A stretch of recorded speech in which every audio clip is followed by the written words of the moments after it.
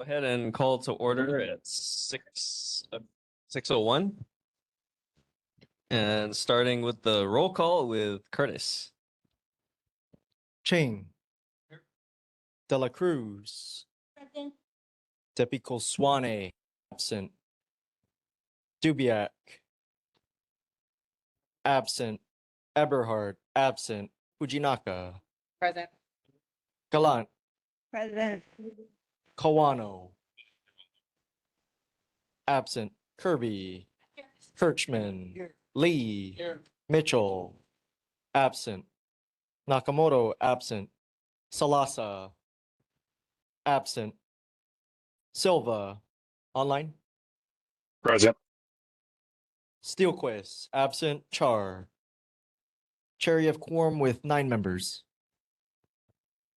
Thank you very much, Curtis. And we'll go ahead and get this party started with the Honolulu Fire Department.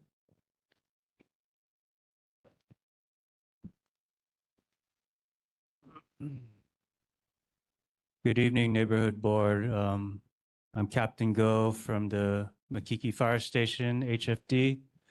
And to read you our monthly statistics is firefighter Hano Hano Hong.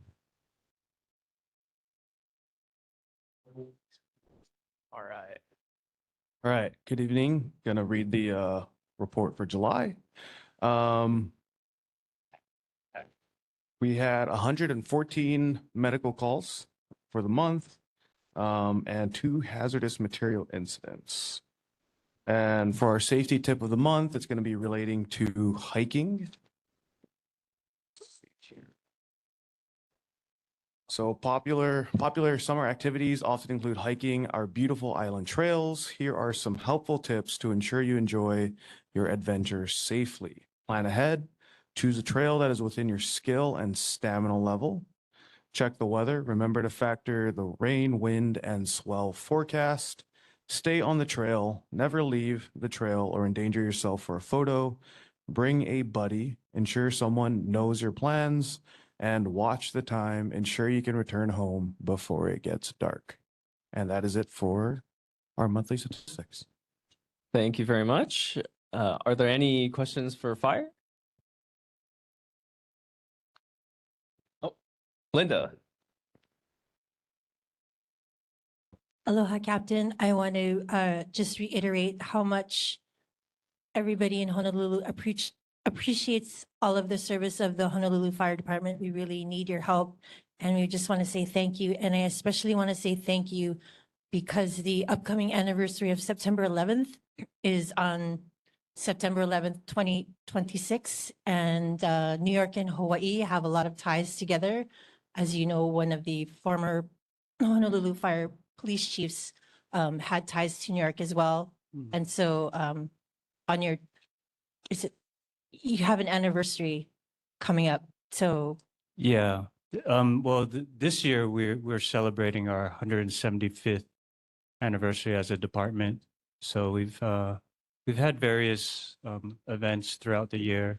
But yeah, it's a special year for us too. So happy anniversary, and thank you again so much for your service. Everybody in our community really appreciates it. Mahalo. Well, thank you very much for your support. I really appreciate that. Yeah, thank you very much, Captain. Are there any further questions? Seeing none, thank you very much and have a good night. Okay, next up we have HPD.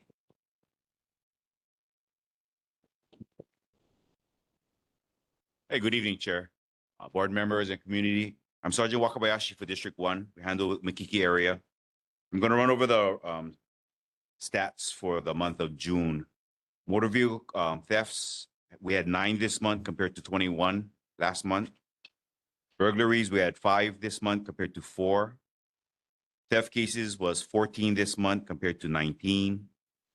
Unauthorized entry into a motor vehicle, we had 7 compared to 5. Assault cases was 4 compared to 8. Sex assault cases remained 0. Graffiti was 1 compared to 0 last month.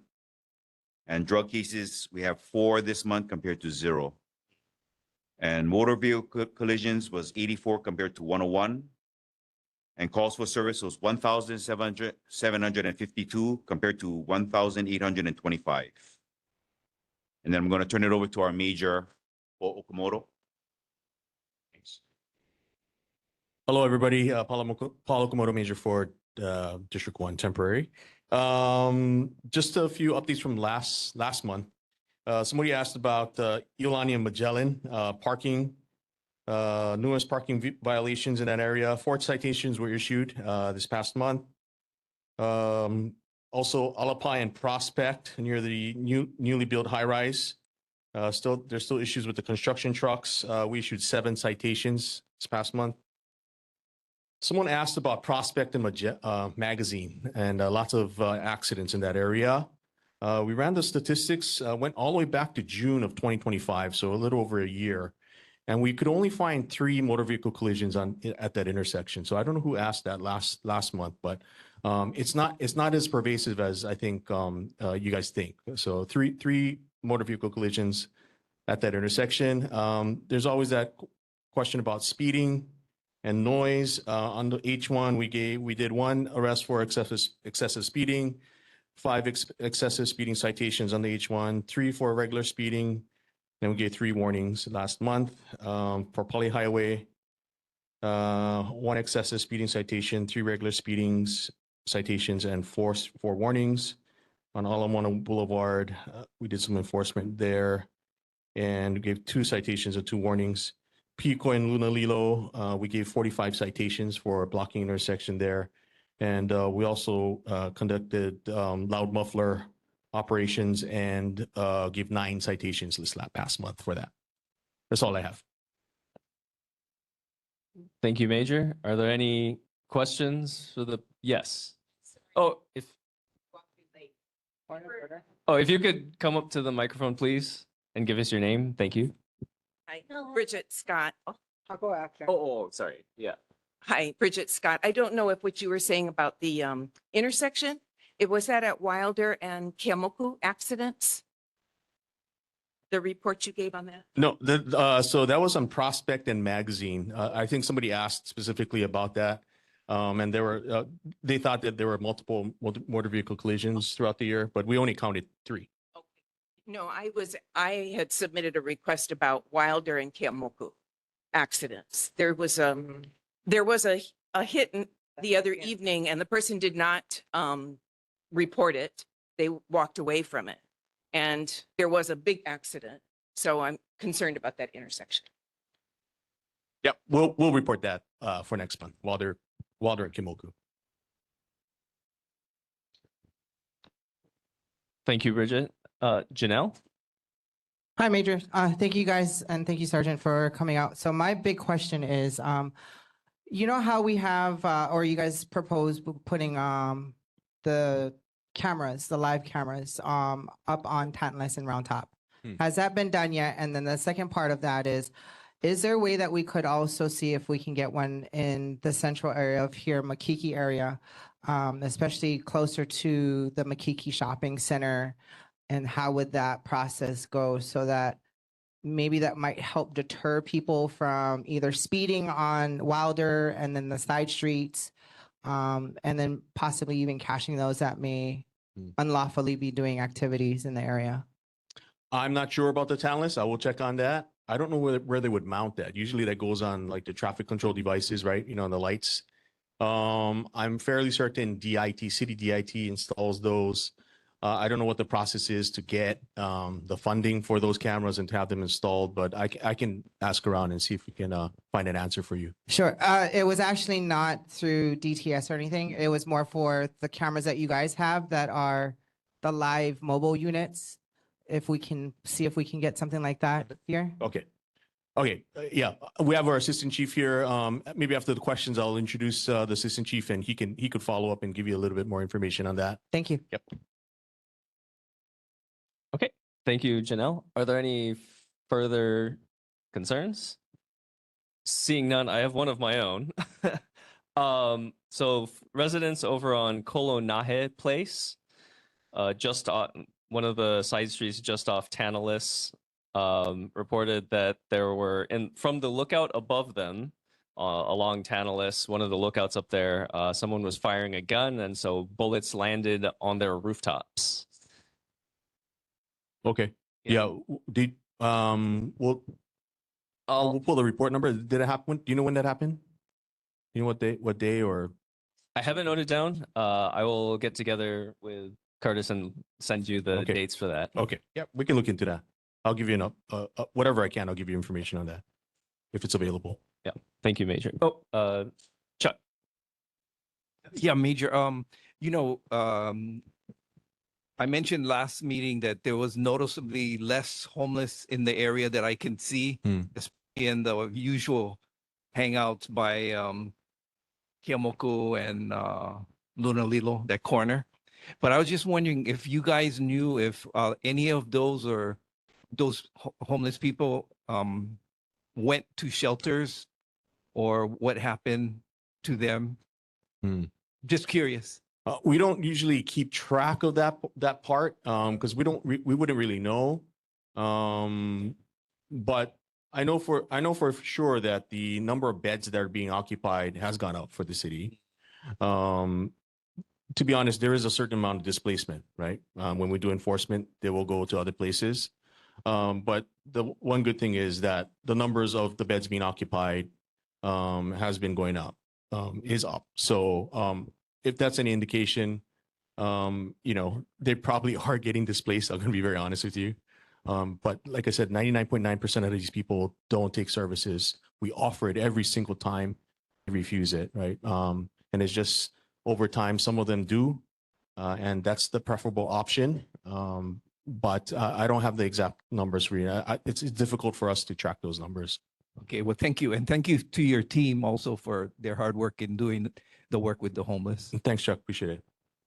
Thank you, Chuck. Okay, seeing no further questions. So, Vice Chief. If I can introduce Assistant Chief Brian Lynch. I know there's a lot of questions about drone as a first responder. I've been through lots of neighborhood board meetings. These questions always comes up, and this is the person that's has all of the answers,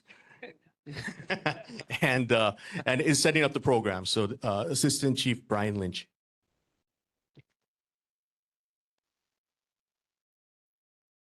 Thank you, Major, and the district and team for being here. Aloha, everyone. As the Major said, I'm Brian Lynch. I'm the Assistant Chief for Central Patrol Bureau right now. To answer the question about the trailers, before I was a chief, I was a major like him, but I was in 7, and we had created that thing at the scenic lookouts with the trailers, and it was a great success. So because it was so successful, we're trying to explore expanding that program. One of the things that we need to traverse is the funding. Doing business in the city can be painful. The processes involved to get that lined up are going through. We actually had a vendor all set up and everything, but the person couldn't become compliant with some city rules. So now we're back to square one to find somebody. And so when we do get that lined up, those places that you were talking about are possibilities to put these technological advancements in those areas.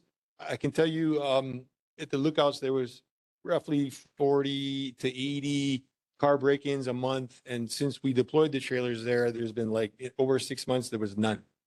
So we really didn't need the cameras, but just its presence there was a huge deterrent. So we're definitely looking at expanding that and, moving that technology further out into the community. So did that answer that question? Yes, thank you. Okay. All right. So the reason I'm here tonight, I'm sorry, was there any other questions about that? No? Okay. So I'm here tonight to share with you that the Honolulu Police Department is going to do a pilot with what we call DFR, which stands for Drone as a First Responder. Apparently, I guess you've heard about it. The Major was hinting at that. So if you don't know what that is, allow me to just give you a brief summary of what it is. We use drones to respond to 911 calls. Not every call, but calls that are in progress. So for instance, the accident that happened at the intersection, if somebody calls 911, we would fly a drone out, and the drones get there faster in half the time than somebody in a car, right? So the officers still come. I want to be clear on that. It's not like the officers aren't coming. They're coming, but the drone will get there a lot faster. And the drone can see what's going on. The drone can talk to the officers responding and tell them, oh, there's two cars involved. One of them looks like it's going down King Street this way. And so the officers responding can actually then change their direction to go, maybe this guy is running off, he's running away. And so we can stop them in the area and further that investigation. And so typically, if we didn't have that, then the person might drive down King Street and get away. Whereas now we can get there sooner, faster, give situational awareness to the officers that are responding to the area. And that awareness can be radioed down to those units. So it's a huge leap in technology for us. It's going to be great for the community. It's going to be great for deterring crime. It's going to be great for catching criminals. And it'll be great for, fire can use it as well. If there's a house fire, we can launch a drone. If the fire isn't coming through the house, the drone has the capability to go to infrared. It could look at the house and we could tell the fire guys, hey, the fire, when you get there, is in the back left corner. So when they finally get there, they've already sort of have a plan what they're going to do. So again, it's the situational awareness that's given to the help that's coming. So when they get there, they don't have to figure it out. We kind of already figured it out for them or with them. Does that make sense? So part of the project is to be here and share that with you. We don't want to just roll it out and you folks don't know and all of a sudden say, hey, what is this? So we want to be here with you in the community and say, okay, we're going to do the pilot in District 1, which is here. We're also going to do it in District 5, which is Kalihi side. Part of the project is we have a web page that's going to be constructed by August 1st. On this page, if you're curious, you can go, you can view our drone policy. If you're concerned about privacy issues or constitutional issues or anything like that, that can be addressed through the website and the policy. If you have a question regarding anything that you don't like or disagree with, there'll be a link that you can ask questions. So we want you to feel assured that what we're doing is in line with what actually other departments are doing across the nation. DFR is in all 50 states of the United States, currently in Hawaii. DLE is going to pilot a program in District 6, which is Waikiki. Maui Police Department has actually got their own drone program up and running right now. So we're kind of behind the times. We want to catch up and we want to use this technology to serve the community better. So instead of me doing all the talking, if you have any questions, feel free to shoot away. Thank you, Vice Chief. Amanda. Hi, thank you so much. So I live on the east side of Punchbowl, and Yeah. we all know Upper Makiki kind of is that military fly zone. Yes. Sometimes they fly a little bit lower than I Yes. think they're supposed to. How is that going to impact? Also, we have a lot of tourism helicopters that come through to kind of check out Punchbowl. I'm sure that's being thought about. Can you explain a little bit more Yes. what your thoughts are on that? That's a good question. All of our pilots have their FAA pilot license. We're fully licensed to operate this drone program in the community. And so aren't the helicopters. So there's certain rules for certain aerial vehicles. We stay at around 200 feet. They're supposed to stay up at, right. And as long as everybody agrees to stay where they're supposed to, we're not supposed to have problems. On the Kalihi side, there is the airport. And so there are certain areas that have restrictions, and part of our FAA licensing requires us to not only talk to all right, so if we're going to go below 200 feet, we have to call the FAA and tell them, which is basically the airport, hey, we're here in this area, we're going to go below 200 feet. Everybody's on the same page. Airplanes, helicopters, they all talk, and we have radar, they have radar. And so, yes, those fail safes are in place, because the last thing we want is like two people in the air to crash. And then now we're talking about, different things. The question, I'm sorry. Did I answer your question? Yes. So you sparked my brain when you talked about that shooting case. Oh. So as an example, if that shooting case went down and somebody called 911, the officers are coming, but they're in their cars. And if it's up Tantalus, it's going up the hill and it's going windy, right? Well, the drone takes off from the station and can get there probably in like a minute, right? And so while it's there, it's looking, oh, okay, there's a red car speeding off or whatever. And, then we can investigate, tell the units responding, hey, there looks to be a red car leaving the area at a high rate of speed, check it out on your way up. Maybe he's coming down. So it just gives us eyes faster on the situation to give the officers coming more awareness to help solve that crime versus we don't have it. The guys finally get there. Oh yeah, there's some bullets here or whatever. And then we got to make the case and there's no leads and the case goes nowhere. Right. So just like the camera trailers, the technology is, it's being used all over the place. It's our turn to like use it. And so that's what we're rolling out. It's not going to be every day. It's not going to be all day. It's a pilot program. So we're taking baby steps to put it together. We want to do it right. We want to do it according to the rules that all the other departments are following, that we will follow. And so we're going to build it as we go. And, hopefully the goal when we get there is we're going to have full setups that can do almost around the island, but it's going to take us a while to get there. But, the bullet shooting one is a great example of, what the technology can do. Thank you, Amanda. Janelle? Sorry again.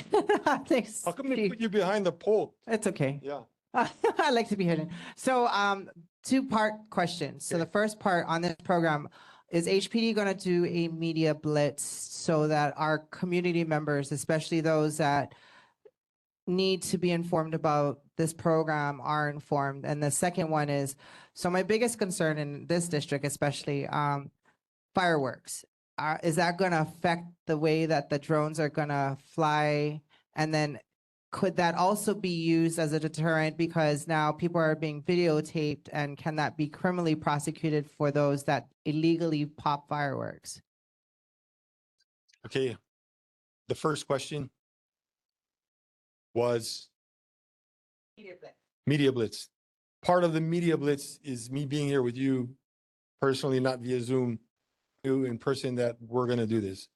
To tell you that we're not trying to sneak attack, we're rolling this out all on the forefront. And yes, we're going to do a media blitz. If you don't know, in the past year and a half, 2 years, we've developed a media team. There are civilians at the police department. There's 4 plus a director. And so we're using that to our advantage to create this media blitz. So yes, to answer your question, it'll come out. We want to be completely and fully transparent. And that'll be evident when we get our page up. You can go to, honolulupd.org and you can look and read all about. And then again, if there's something that you have concerns with, something that you don't like, there'll be a way for you to bring that up and we'll address it. The fireworks question, yes and no. What's important to realize about the DFR and to remain within constitutional barriers, we don't go out with the drones looking. DFR is we respond to 911 calls. Okay, so let's talk about your situation in a DFR scenario. Say, I don't know, your neighbor is launching stuff and you call and you say, hey, my neighbor is launching stuff, right? Typically for us, for New Year's or 4th of July, there'll be DFR, but we also have other drones that are up. And so the new fireworks law that came out in January of this last year allows for drones to be used to look for fireworks violations. So we would use those drones to go look for fireworks, not to say we couldn't use DFR, but I think what's important to realize is that there's a difference between the two, where on fireworks nights, there's drones looking for guys doing nefarious fireworks things because the law allows us to do that. If we were to do that, say, any other day of the year, and we would go out looking for things with drones, you would have concerns and we would have concerns about privacy issues, right? The drones aren't there to go looking, depending on what we're talking about, but DFR isn't made like that. It's made to only respond to 911 calls. Whereas if it's New Year's or 4th of July, then we're allowed to use basically the same drones, but in a different manner to go and look for fireworks. So, if you're a firework person or whatever, the laws are getting tighter, they're getting stricter. Fortunately for us as a community island-wide, it seems like people are listening. Our stats for the fireworks for 4th of July were way, way, way down from the prior year. So I think the best news is the community is really coming together and listening to the new laws, the cry for like, hey, we got to slow this down. And so, we got to keep fighting that fight as we move on. We're doing this project in partnership with the Department of Law Enforcement, which is Director Lambert. They also do fireworks enforcement with us. The good thing about the DLE is they have jurisdiction at the ports where we don't. And if you don't know, the DLE, about a year or so ago, they got like 8 container loads, Matson container loads of fireworks. So really, we should be fighting it at the pier, right? We're an island. The stuff's got to come in, right? Once it's in, it's a whole nother story, right? But that could be another reason why stats are falling and that we're getting less use. So did I answer the question? Okay. Any other questions? Thank you, Janelle. Adam. Oh, sorry. I'll get you after Richard. So it's my understanding that federal agencies cannot commandeer police equipment, but police departments can voluntarily give over, like not hand them over to them, but can let them borrow equipment in case by case basis. Is that accurate to say? I'm afraid I don't understand the question. A federal agency comes to you Okay. and knows that you have a drone equipment. They have drone equipment. No, but I'm saying they know you have it. Oh, okay. And Right. they want to borrow our stuff? Yeah, you Yeah. can't commandeer it. You No. can't take it. So No. you would have to voluntarily give your equipment to the federal government to utilize in that case. Yeah, no, I don't think that would happen. That was my question. Yeah. Thank you. Yeah. Again, we call it DFR, and DFR comes with a whole litany of restrictions. It would be bad for PR if, Oh, it would be. Yeah. And the last thing we want to do is jeopardize that because the community would really lose out. Yeah. just making sure. Yeah, no, I get you. Thank you, Adam. Richard. Yeah, what is going to be the scope of the program? Are you guys going to just stay in the city, or are you guys going to like search and rescue, So, hand it out to the fire so department? because we have to honor the DFR rules and regulations, there are rules that allow us. So let's say somebody's lost in the mountain and you call 911. Hey, my family's lost in the mountain. Well, we're going to send a drone to go find your family. They're going to go and they're going to fly. Oh, there they are. If it's nighttime, it has infrared so we can see heat signatures. Turn it around. Let's say there's a bad guy that we're looking for that just burgled your house and he ran into the forest. We can find him at night with just the drone. We don't have to take 30 policemen to make a perimeter and then call the dogs guys in, and 4 hours later, we don't have to do any of that. So, yeah, it's more for in progress calls. That would be a better way to explain it because I mean, there's a whole list of what we would respond to, but for us, we call them priority 1 calls. So that would be in progress. So, you know, a robbery, a beer run at a 7-Eleven, your house is on fire, somebody's lost. One of the Kapuna wandered off from home. They might have Alzheimer's and stuff, right? So we'd respond with that and we'd get there fast and we'd find them. There's incidences on the mainland. In fact, there's one case, I believe it was in Seattle. It was just that the elderly gentleman wandered away from his home into the forest. They couldn't find him. They brought all the officers out and they looked on foot and they actually in the end figured out they walked right past the guy. He was laying down in the bushes. So they called the drone in and the drone turned on the infrared and in like 5 minutes says, oh, there he is. And they're like, wait, we just walked past the guy. Right. And they went over there and sure enough, there's the gentleman and they're able to find him. So, I mean, it's really no brainer kind of stuff. Like we should have been doing this, you know, like, yeah. We're excited to roll this out for the officers and for the community. So I really think when everybody sees, and we'll share, when we see the wins for it, I think you'll have a clear conception of what it's about. I got one more question. Richard. How big is this drone going to be? So the drones are roughly like that big. They're not hugely big, but they're big enough. And there's 4 propellers and it flies up and there's a camera on it. It can record. It has the infrared thing I was telling you about. It's got blue lights on it. It's got red lights like airplanes and helicopters. Yeah, when you see it, you'll know because you'll have the blue light on it. Okay. But because you're a law-abiding citizen, I'm sure they're not going to come looking for you. Thank you, Richard Ching. Are there any further questions? Nancy, online. Hi, everybody. First of all, sorry, I'm sick. I just wanted to thank Major Okamoto for everything that you've been doing to help our community. I know you're getting ready to head back to Waikiki, and is it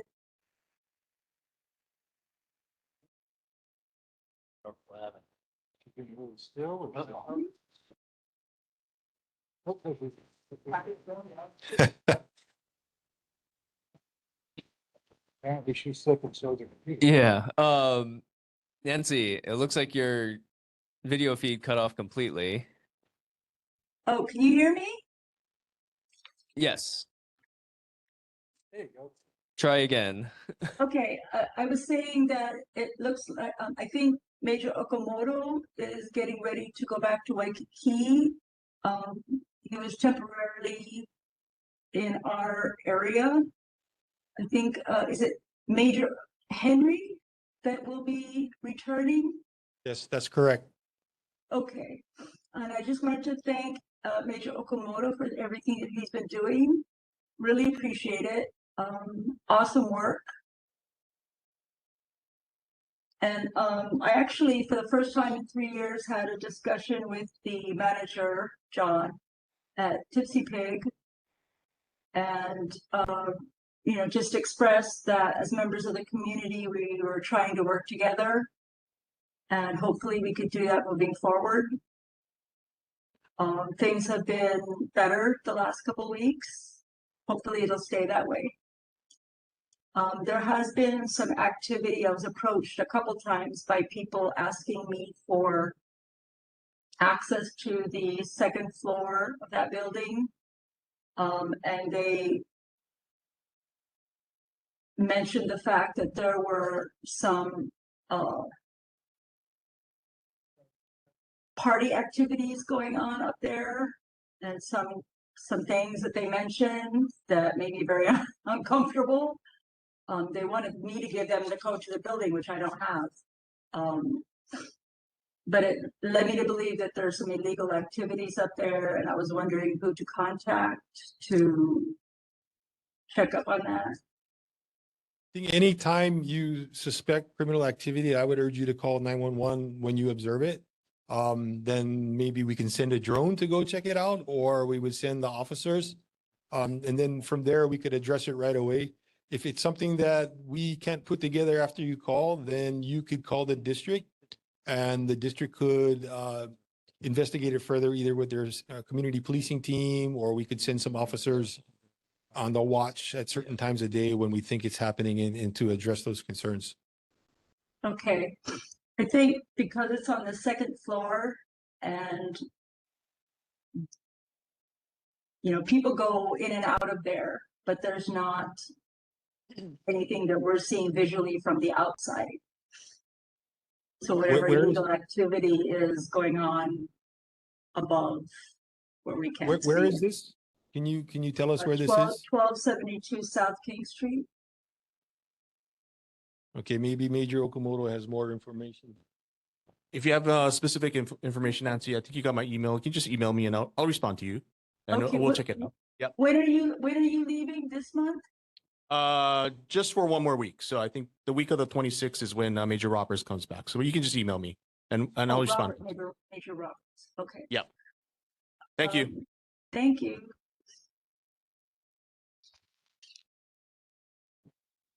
Thank you for the kind words for the officers. Thank you, Nancy. Are there any further questions?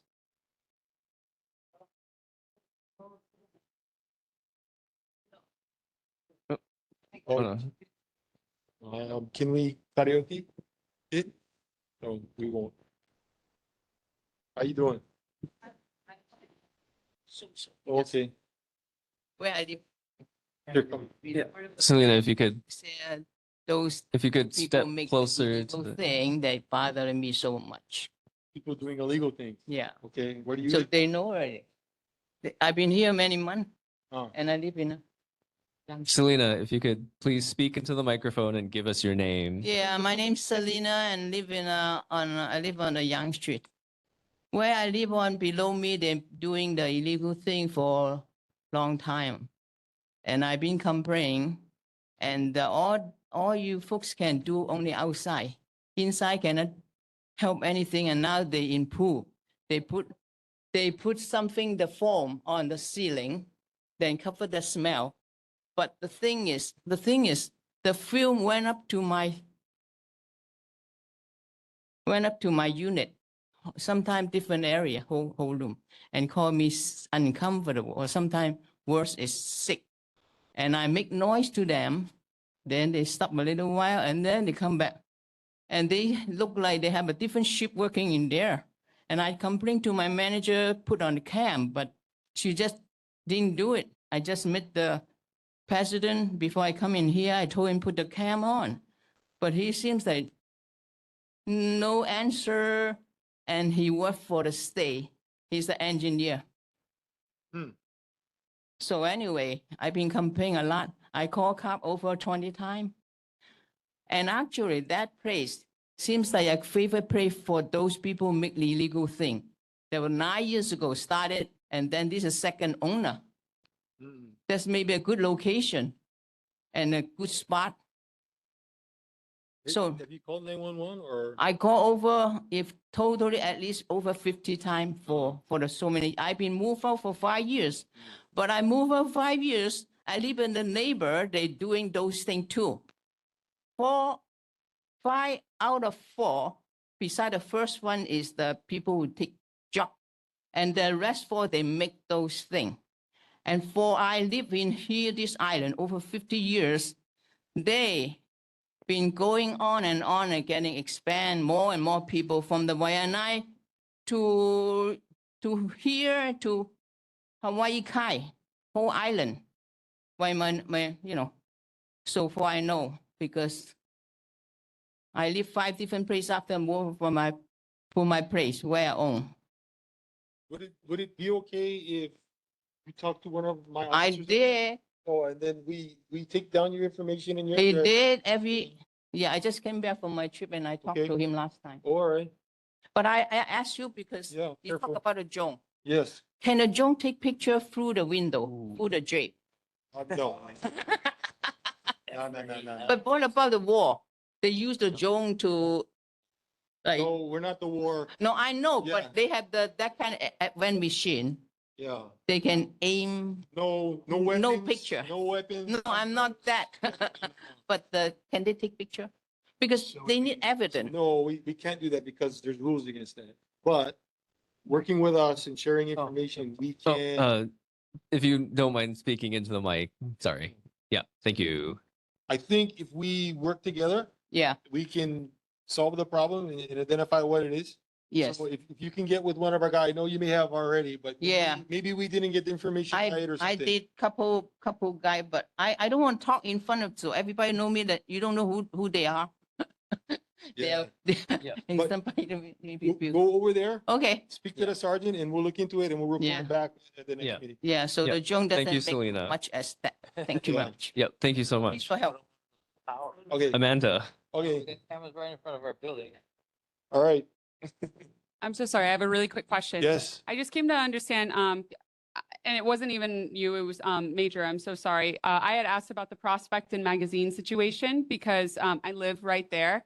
Unfortunately, I get woken up with accidents, but my poor husband, I just had him sent to do some questioning for me. Is it my understanding that an accident can occur, HPD can be called out, and a report not be made? Yes, Okay. yes. Is there any way that I can separately ask for statistics of the calls? Because I have so many photos of all the accidents that have left disabling cars Sure. at that intersection. So I worry that the report number might be skewed when we're looking at the safety of that intersection. If it's just a minor collision where they're just exchanging information, Right. sometimes they don't call. But I think in Hawaii, most people do call. Right. So I don't think it's as prevalent as you say it is. I don't want to minimize No, your you're good. complaint, but Can we connect outside of the meeting? yes, of And course. should- Yes, perfect. yes. Thank you so much. Thank you, Amanda. Oh, and we have Steelquist. Are there any further questions? Okay, seeing none, thank you very much. Thank you for the time and mahalo.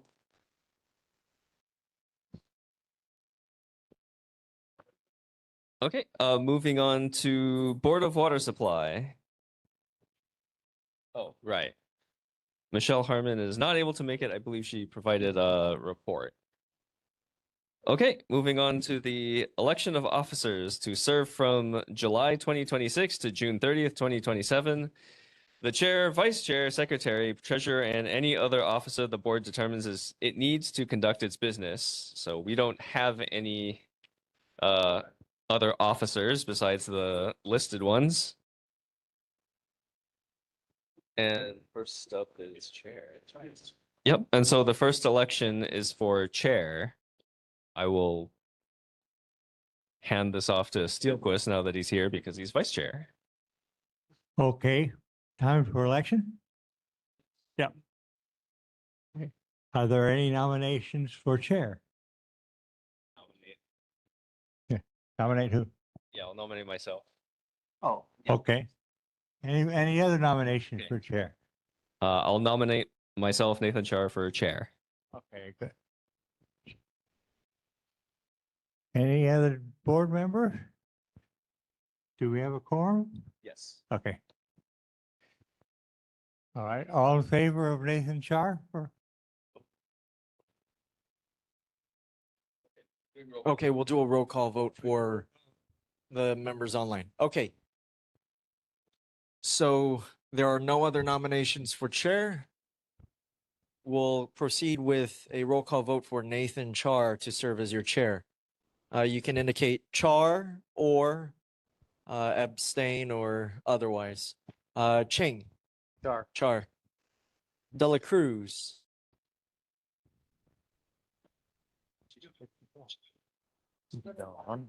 De La Cruz is absent. Depico Swane. Char. Char. Dubiak. Is Dubiak online? Absent. Eberhard absent. Fujinaka. Abstain. Galant. Char. Char. Hoano. Absent. Kirby. Char. Kirchman. Char. Lee. Char. Mitchell. Online. Is Mitchell still online? I don't think we can hear him. All He's right. on mute. We'll circle back to member Mitchell. Nakamoto is absent. Salasa. Absent. Silva. Char. Steelquist. Char. And Char. Is member Mitchell back? Is his camera on? He's on Seeing- mute. He's on mute. He's talking, but he's on mute. He needs to unmute himself. Hey, we gotta unmute him? No. He has to unmute himself. We can't hear him. All right. Okay, member Mitchell, we cannot hear you. Please unmute online.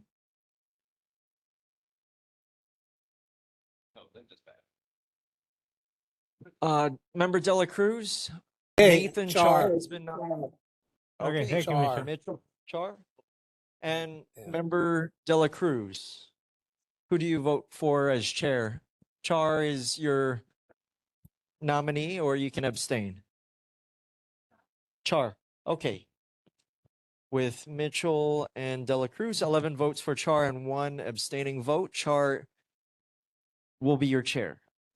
I get to vote? Oh, Char. Oh, yes, yes. Steelquist, I have you for Char. Yes.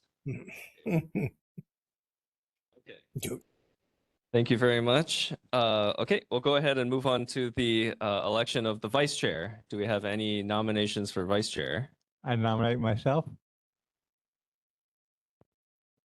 Oh, Nancy, you have your hand up? I was just wondering, if you get elected to the House, then do you have to give up your seat? Oh, she's active. Yeah, that's I was asking if I could. Yes. Yes. But yes, board members must vacate if elected. Yeah. Okay. But yeah, so the vice chair, we have one nomination, Steelquist. I suppose we'll proceed to the roll call. John Steelquist is your nominee for vice chair. Ching. Steelquist. Dela Cruz. For John. Depico Swane. Stillquist, Steelquist. Fujinaka. Abstain. Gallant. Stillquist. Kawano. Absent. Kirby. Steelquist. Kirchman. Stillquist. Lee. Steelquist. Mitchell. Steelquist. And Silva. Steelquist. Silva for Steelquist. And Steelquist. Steelquist for Steelquist and Char. Okay. With Dubiak, Eberhard, Nakamoto, and Salasa absent, Steelquist has been elected vice chair. 11 votes, 1 abstention. Congratulations, Steelquist. Thank you very much.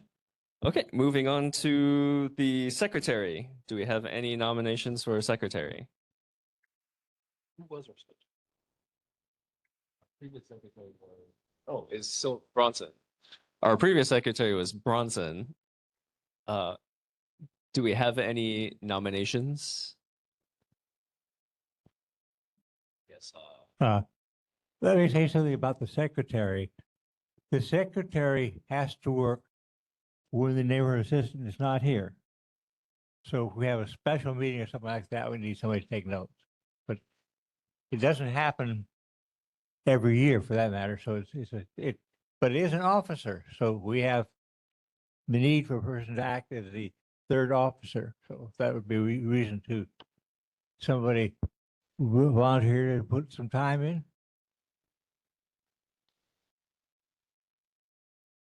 Okay. Well, in the interest of moving things forward, I will go ahead and nominate Adam Kirchman as secretary.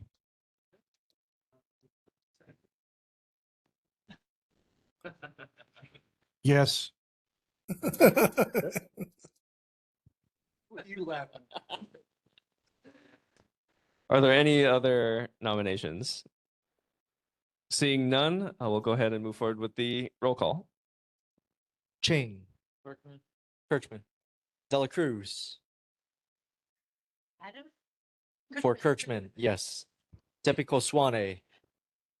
Sid, Kirchman. Dubiak, Eberhard. Okay, absent. Fujinaka. Abstain. Gallant. Hartman. Kirchman. Kawano is absent. Kirby. Kirchman. Kirchman. And Lee. Kirchman. Mitchell. Kirchman. Kirchman. Nakamoto and Salasa are absent. Silva. Kirchman. Steelquist. Kirchman. Char. Kirchman. 11 votes for Kirchman, 1 abstaining vote. Adam Kirchman has been elected your secretary. Congratulations, Adam.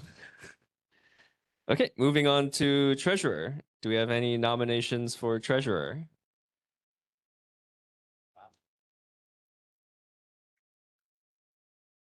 The treasurer is fourth in line in case chair, vice chair, and secretary are all out of commission.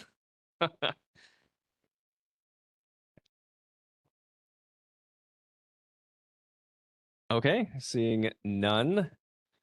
Let's see here. Are there no nominations? Are You can there- nominate someone? Okay, well, I will take a stab at it and nominate Chuck. No. Chuck Lee has been nominated and declines the nomination. All right then. Okay, we can circle back next month. Okay, we'll circle back next meeting. All right. With that the election officers' elections done, we'll move ahead to the elected official reports. Starting with Mayor Rick Blangiardi's representative, Megan Johnson. Hi, good evening. Megan Johnson on behalf of Mayor Blangiardi. In the interest of time, a written report was submitted to Chair Char with responses to the questions that were posed at the June neighborhood board meeting. If anyone has any questions, please let me know. And I just dropped a link to the mayor's July 2026 newsletter in the chat. Just wanted to mention a few highlights from the newsletter. There's coordinated efforts underway to strengthen community disaster preparedness. The former Smithsonian National Zoo director is now leading the Honolulu Zoo. There is a leadership change in the managing director's office. Cleaner Waikiki starts with new enclosed trash receptacles. Major infrastructure improvements are underway in Kailua, and Travel and Leisure places Honolulu in the top tier of U.S. public transportation systems. And I also wanted to make an announcement regarding lower speed limits in school zones. Schools are about to be reconvening for the 2026-2027 school year. So the Honolulu Department of Transportation Services is lowering speed limits in school zones across Oahu to improve roadway safety as legislated by City Council Ordinance 24-32. Posted speed limits on city and county of Honolulu roadways that border a school will be changed from 25 miles per hour when children are present to 20 miles per hour between the hours of 6 a.m. and 6 p.m. on school days only. In addition to new speed limit signs, the city will be installing and replacing school zone signage within 1,000 feet of the school that is missing, faded, or does not meet current federal standards. There are more than 200 schools on our island, so this large-scale effort involves thousands of roadway signs. Given resource constraints, the city will implement the changes in phases over the coming years, starting near public schools. Priority school zones within each city council district were identified based on school enrollment, Title I status, students living within walking distance, level of education, crash history, and speeding issues.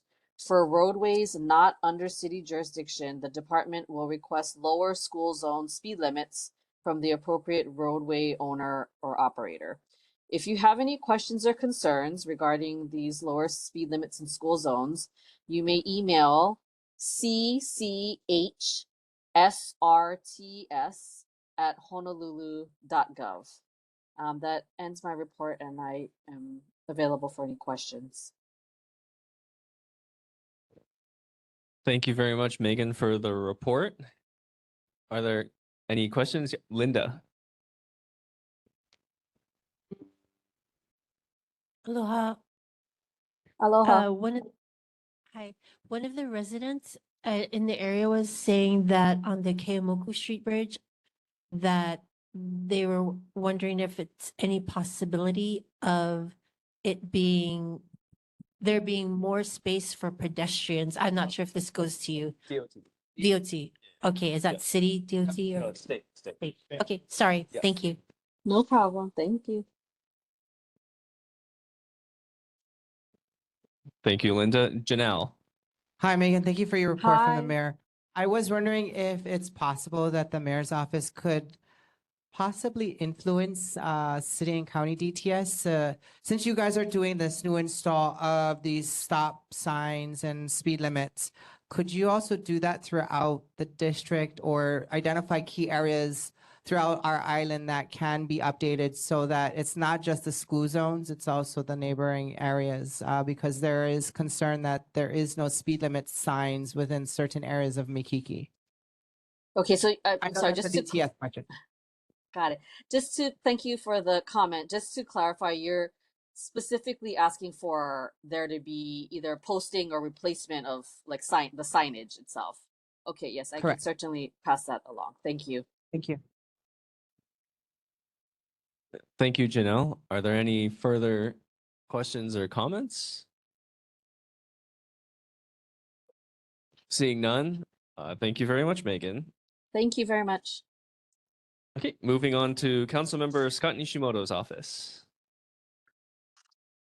Hello, my name is Jared, and I'm filling in for Taylor, who wasn't able to make it today. So we got some great community events coming up. We have the Shinshu Kyokai Bone Dance this upcoming Friday and Saturday. And so if you guys are interested, there's free parking at Central Union Church. Also this Saturday, there's the Cycle this Summer at Sheridan Park. And then lastly, I mean, this is a little bit of your area, but in case you're interested, there's a free Manoa emergency response training happening on Saturday, July 25th at Manoa District Park Pavilion, and it will go over disaster prep, basic first aid, and more. I'm open to any other questions or concerns you might have, and I can take them to Councilmember Nishimoto, and then I'll put his email blast or his e-blast in the chat below. Thank you. Thank you very much for your report. Are there any questions, Janelle? Just a comment. Thank you to Councilmember Nishimoto for putting together the fencing at the Makiki District Park for the garden. I would hope that they can continue, maybe adding lighting too, if possible. So thank you for that. Sorry, that was just Makiki District Park?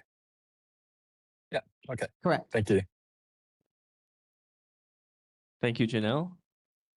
Are there any further questions? Seeing none, thank you very much. Thank you.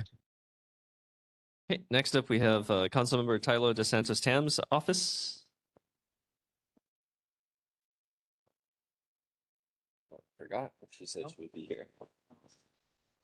Okay, seeing none, moving on to Governor Josh Green's representative, Russell Pang. Aloha, everyone. I am here. Let me just turn my camera on. Okay, I think I'm on. Great. Aloha, everyone. I did submit a report for this month to Chair Char earlier today, and also the governor's July newsletter. I also put a link to the governor's newsletter in the chat room for those of you who are online. Excuse me. I did want to follow up from the discussion from last month regarding traffic safety, particularly in the Kivalo Street, Lunalilo Street area. There were some concerns and comments raised, and I wanted to address some of those.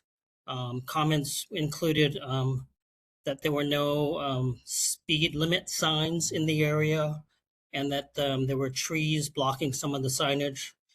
So I just wanted to address those. I did ask our inspector from the Hawaii Department of Transportation to take a look at the area, and what they found was as you come off of the Lunalilo Street off-ramp, there is a speed limit 25 sign right before Kivalo Street. The sign was faded, so a work order has been issued to replace that sign. Actually, I think it may have been already replaced.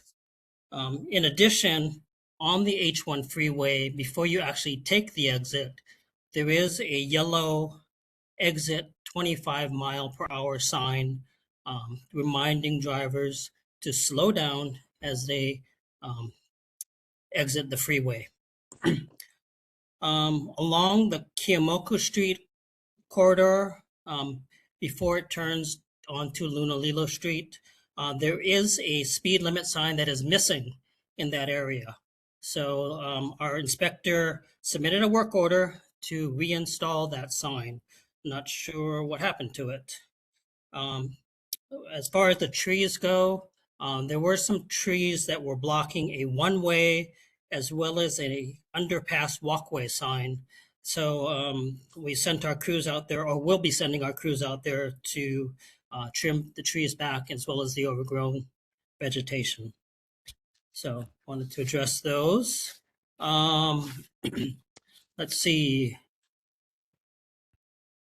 The H1 resurfacing project is continuing. Give you an update there. And as a reminder, this is from the Miller Street overpass all the way to the Kapiolani interchange And it's not going to include repaving of the freeway itself because that was done a few years ago. But this includes other improvements, including guardrail improvements, electrical, and things like that. So this coming Sunday, the Ward Avenue on-ramp will be closed from 8:30 p.m. to 4:30 a.m. nightly. That's Sunday, July 19th through Thursday, July 23rd for roadway improvements. Motorists will be detoured to the Pi'ikoi Street on-ramp to access the eastbound H1 freeway. As that work is completed along the Ward area, crews will be moving to the Pi'ikoi on-ramp to do some guardrail work there as well as some improvements. And that on-ramp will be closed overnight. And I will give you dates when those are actually scheduled. Those haven't been scheduled yet. Same with the Kinao Street off-ramp. That was supposed to be, work was supposed to be have done in June. That was postponed for a variety of reasons, and they will likely reschedule that in August. And again, I'll give you an update when that gets rescheduled. And all of this work is weather permitting. And finally, I just wanted to make an announcement that many of you probably already know, but the Roosevelt High School Gymnasium was dedicated. The new 55,000 square foot gymnasium at the Roosevelt High School was dedicated on June 24th, excuse me. And there was an open house held on Saturday, July 11th for the community to see the new gym as well as meet the student athletes and some of the school staff. If you haven't had an opportunity to check it out, I haven't, but the pictures are pretty amazing. Please take some time and go visit the gym. It's really beautiful. In addition to serving as a facility for sports and for school gatherings, the facility was built as an enhanced hurricane protection area. So it will be able to serve as a shelter for the school as well as for the community in times of emergency. And with that, I will take any questions that you might have. Oh, let me address Linda's question regarding the Keemoku overpass and the sidewalks. I guess, Linda, you're asking if they can expand those sidewalks to give pedestrians and wheelchairs more access. I will check with our engineers on that. Perfect. Thank you very much for the comprehensive report. The first question is Janelle. No question, just a comment. Thank you, Russell, for always keeping us informed even before the board meetings. I deeply appreciate it so that we can pass the information on to our neighbors. So mahalo to the governor's office as well as the mayor's office. Thank you, Janelle. Amanda. No, you're good. Hi, Russell. Thank you so much for following up about the signs. I know that this is a bit much, but is the sign map like public? I do walks all the time. A ton of neighbors do walks. Is there any way that we could get that map and help you guys and maybe even do like a 311 report? Like, hey, there used to be a sign here. We use Google Earth sometimes whenever we're like, there's a pole, but there's no sign. Right. But if the map is public, we could do that for you for free. I got you. That's a good question. I'll have to check if there's a map that's available. I'm not sure. Thank you. Thank you, Amanda. I see Sam, and then I'll recognize Adam after. Sam. Okay.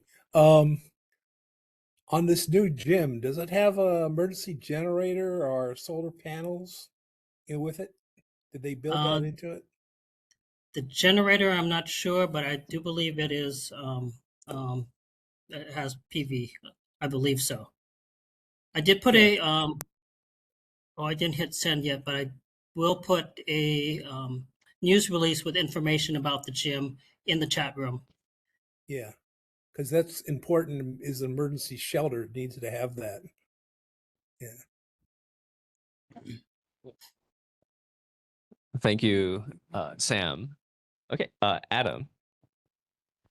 Hi, I live off of Pensacola and Davenport, and we have many signs on Davenport that need to be repaired greatly. There was one that I contacted the police, the 311 about for a no parking in front of our building. I was told by 311 that that road is a private road and that the sign was my responsibility. So I went ahead and actually replaced the sign myself. My question is that something that it happens a lot where signs can't be put up because it's placed on private property? Or is that just an isolated situation from me? I'm not familiar with that particular road. The roads are owned and managed by different entities. There's the state roads, which tend to be the larger highways and thoroughfares. There are the city roads, which are the more of the residential roads. And then there are those private roads. I don't know what percentage. I can try to see if we can get a breakdown of that, but I don't know offhand what that kind of breakdown would be. And if the neighborhood around it wanted to change that, is there a process? To get the road under city jurisdiction? Is that what you're asking? Yeah, for at least for like sign repair, curb repair. I've had to paint my own curbs, all sorts of stuff. I can pass that along to the Department of Transportation Services. If Megan is not still on, I'll be happy to do that for you. Thank you. Yeah. Thank you, Adam. John. Do you have a list of the private roads? Because every so often we hear such and such is a private road. But, there should be some place in the city that knows where the private roads are. I'll check with the city to see if they have that. There is a map. I'll see if that is something that is available to the public. Okay, thank you. Thank you, John. Okay, and since the governor's representative brought up Roosevelt, we are actually lucky enough to have the principal, Kim Fuller, here. So if I could have you come up and introduce yourself.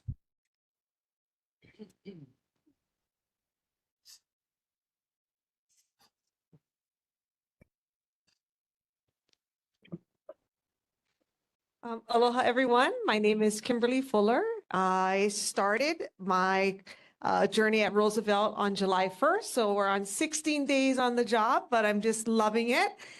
Just to give you a background of my history within the DOE or Department of Education, I actually started off as a special education teacher at Kaiser High School for about 16 years, then moved over to McKinley High School, where I became a vice principal. And then after that, I actually worked with our district to set up alternative learning programs for our at-promise students and led the way for our Honolulu district to establish off-site programs for our high school students. And then I landed my first principal position at Lina Puni Elementary in the heart of KPT. And that's where my heart has been for about the last 4 years. But this past year, my complex area superintendent asked me to serve temporarily at Kahala Elementary. So I swang all the way over to the east side to Kahala for about a year, and then said, I think it's about time I go back to high school. And so when this opening came up at Roosevelt, I am currently residing and live with my family in Po'oa Valley. I said, I need to go back home to serve our high school students. So I'm very blessed to be at this wonderful school. First time I stepped on this campus, all aloha. The people there, the community. Like he said, we had an opening this weekend for our community members to come and view the gym. And it was outstanding to see, and Nathan was there as well. It was so amazing to see that not only did we have our students and all of our athletic teams, we had our kupuna come out. We had people graduating from the year of 1960 that was there from the first gym that actually was at Roosevelt High School. So I'm very blessed to be at Roosevelt. I will be coming to these meetings because I value what our community has to say. And we at Roosevelt want to work with our community to serve our students and to serve our families. So I'm just humbly grateful to be here. Thank you.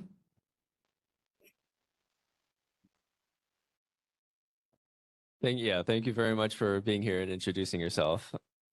Do we have any, I guess, questions? What was your name Chair. again? Kimberly Fuller. Thank you, John. Claire. Thank you, Nate. Thank you, Chair. Hi, Russell. Hi, Principal Fuller. I've Good moved evening. from being on neighborhood board to now serving on the leadership team of the Oahu Resiliency Hub.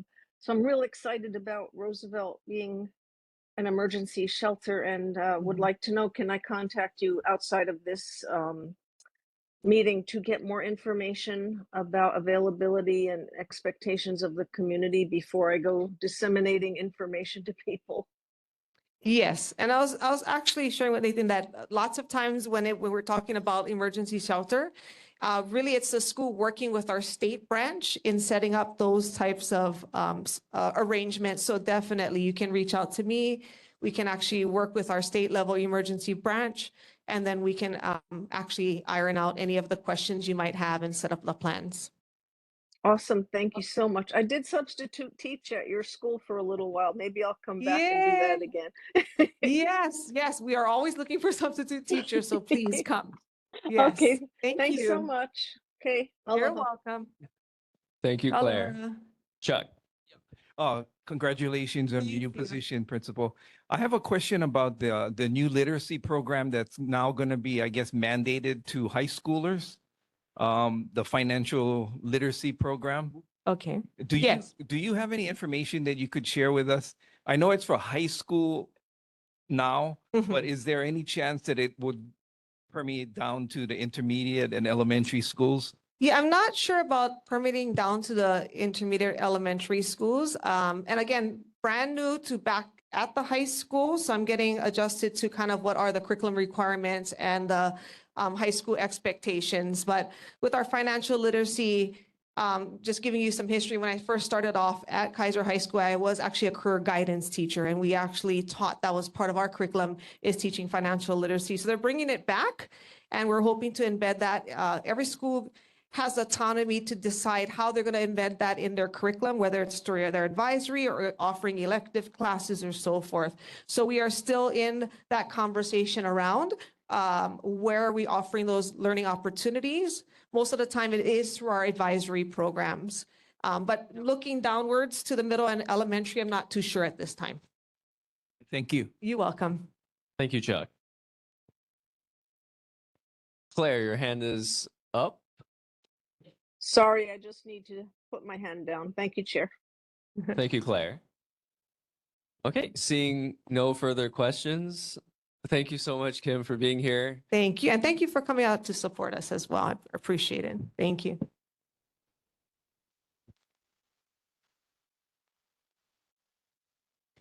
Okay, and are there any last further questions for Russell Pang, who has been very patient? Seeing none, thank you so much, Russell.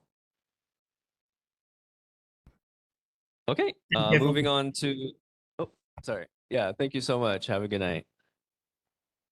Moving on to Senator Carol Fukunaga's office. Nope. Okay, seeing none, Representative Della Bellatti's office. Moving on to Representative Kim Koko Iwamoto's office. I think I saw. Hi, everyone. Can you hear me? Hello, Kate. Go ahead. Hi. Give me one moment. I will turn the camera on. Hi, everyone. Very short report. Representative Iwamoto already has been working on legislation for next legislative session. So if you have any ideas, any proposals, please feel free to email us. And a quick note that beginning, not this coming Monday, but the next Monday, there's going to be renovations starting at the Capitol. And it just so happens that our office is one of the very first to undergo renovations. So starting, I believe, the 29th of this month, Representative Iwamoto and I will not have a physical office space anymore, and we won't for between 1 to 2 months. We're not exactly sure what day we're going to get our office back yet, but we will keep you in the loop. But you can continue to call us, continue to email us, and we will continue to receive your calls and emails. We just thought we should give you a heads up, and I'm here for any questions. Thank you very much, Kate. Are there any questions for the Kim Coco? Seeing none, thank you very much. Oh, sorry, Nancy, your hand is up. I don't see Harris here, but for the nice neighborhoods, are we doing that online? I'm not sure. I think that's a question for Harris. Because we usually. Oh, wait, no, sorry, I'm sorry. Harris let me know that he is suspending nice neighborhoods until the end of the calendar year. Oh, okay. Because we usually do it at your office. Yeah, and I let him know that this was happening, and I believe he said not, he won't be having other nice neighborhoods until 2027. Oh, okay. Thank you. Yeah. Thank you, Nancy. Okay, seeing no further questions, thank you very much, Kate. Thank you. Sure, have a good. Have a good night. Moving on to Representative Ikaiko Olds. I think I saw him on it. There he is. I'm here. Hello, good evening, members of the board, community members of Makiki. Representative Kaika Olds, House District 23, Kabuhulu, Mo'ili, Makali, Ala Moana, Pava'a. Not a whole lot going on right now at the Capitol outside of bill signings, which you might be seeing in the news every day. So I just want to bring up one bill signing that occurred yesterday, Act 259, which is regulating the e-bikes. I'm not going to go into super detail about it because I'm not the subject matter expert about it, but the key thing is, every community at each 4 of the neighborhood boards I have to attend each month, these e-bikes have been brought up as problems. Some communities a little bit more than others. I know in our community we have a whole biker gang that likes to go through pop wheelies, running lights, and all those fun things. This is going to help regulate it. The bottom line is power and speed is going to be the main determining factor for these bikes. So e-bikes are now being classified into 3 different classes. They have to be under 750 watts, and they cannot go over 28 miles an hour, and that's a big determining factor. Within these classes, there's different variables that regulate them. Everyone under 18 has to wear a helmet, no matter what, and no one under 15 can operate these bikes. The key element out of this now law is it's regulating the high-speed electric vehicles. So those e-bikes, as we used to call them for so long, that really just electric scooters or electric motorcycles, are finally being regulated. So they're now classified as high-speed electric vehicles that are over 750 watts and that can go over 28 miles an hour. The key thing about this is they can't ride on public roads. They cannot ride at bike lanes. They cannot ride on bike paths. They cannot ride on sidewalks, and they cannot ride other public right-of-ways. So essentially, we've kind of just eliminated them until we can regulate them further. I feel bad for HPD. I'm not sure if they're still in the room anymore, but this is going to be a huge endeavor for them to help kind of crack down on this. But we're really going to need to in order to get this pushed through. They are no longer treated as bicycles. They are a new class. They are vehicles now. And in that bill, mopeds and electric motorcycles are now banned from bike lanes and bike paths. So that's also a big one. So no more mopeds in the bike lanes like on King Street and other places. So hats off to our transportation chair, Rep. Keela, for getting this across the finish line, and thank you to Gov to signing this. And similar to Rep. Iwamoto's office, our office is also going to be closing. We don't have a definitive date, but we are part of that first wave of office closings, and we're guided that it's going to be about a month. Just call me, and I can take any questions. Thank you very much, Ikaika, for the report. We definitely have been talking about electric vehicles, so it's good to hear. Are there any questions for Ikaika? Janelle. Hi, Rep. Oates. Thank you so much for your report. I do have a question in regards to Washington Intermediate. One of the constituents in my district discussed this with me, that the students at Washington Middle aren't utilizing the music room there. And if you can inquire with the principal, that multi-million-dollar facility should be adequately used for those students so that they can get STEM-related programs. It's just an inquiry, and hopefully I can report back to her after you've talked to the principal. Sure. So I've already spoken to Principal Hirano earlier. For the same reason, but for a different reason. I was just more curious on what was going on, and I figured I would like to go straight to the person who's behind everything. Not going to get into that conversation, but it sounds like the studio was getting close to that. That's what it sounded like to me. It's not necessarily the answer to your question, but I can inquire with the DOE and then report back next month. Thank you, Janelle. Are there any further questions? Seeing none, thank you very much, Ikaika. Have a good night. Thank you. Moving on to Representative Andrew Garrett's office.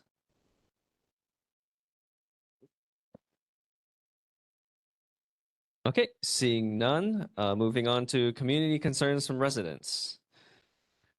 Limited to 3 minutes each. Questions for HFD, HPD, BWS, city officials, and state officials should be asked after their respective reports. Residents, not board members, can share comments and concerns that are not listed on the agenda. Per Sunshine Law, HRS 92, concerns not on the agenda may be presented, but the board cannot take action.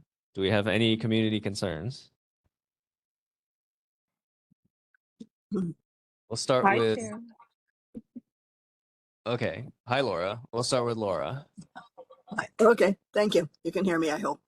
Yes, two things. One, I hope that you'll be able to have a presentation for my resolution on ferries across the LOI, and think about all of the ways in which some of those extra vehicles can be taken off off the various roadways and everything, because they'd be actually some would be walked across on the ferry. I want you to think of how wonderful it is, how transported you are when you can see a large vista as you're crossing the water. It just gives you a lift, and the view planes are really excellent. And I can give you a lot more ADA compliant and a lot more things next time. The other thing I want to say is at our Mo'ili'ili Macaulay neighborhood board, they have set up now a committee for transportation needs, specifically for getting around. But there is another committee that's even probably more urgent, and that is flood mediation. We are having big flood problems, and you and the whole Makiki Valley Channel area probably should have one set up also. I don't know if Palolo has one yet or not, but I believe Manoa also is. So it'd be really important. And we have the LOI LOI watershed collaboration. And if some people are interested in serving, because you would be our on the ground, bottoms up people in the neighborhood that really know about the flooding conditions there, that would really be appreciated. There's a lot of people that are government people, they really don't know neighborhoods. And it's really important that we have people who really know the neighborhoods. So thank you very much. Thank you very much for your comments, Laura. Okay, next up we have Claire. Go ahead, Claire. Thank you, Chair. A couple of quick things to touch on. First, because it came up tonight, folks, if you're serving on neighborhood board, please be prepared to step into a leadership role in the officers club.